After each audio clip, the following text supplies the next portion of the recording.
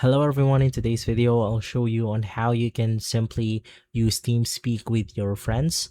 Now creating your server in TeamSpeak will actually cost you money, so if you want to go ahead and use them with your friends, the first thing that I suggest is to of course first add them. So click on the add contacts. In here you want to type their username, and from there you could just go ahead and chat similar to this one.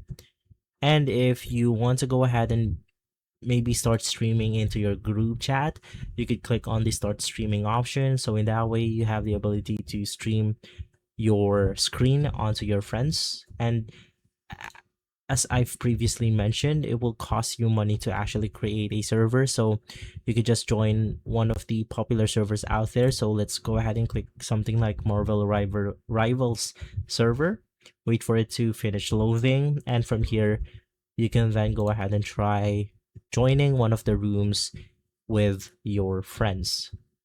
So as you can see here, we have it. You could just navigate through an empty room, maybe something like rank game 1. In here, as of right now, I'm the only one. You just want to tell your friends to join this specific server, hop over to rank game 1, and from there you should be good to go. If this video has been helpful, leave a like, subscribe, and follow us for more videos like this. Thanks for watching.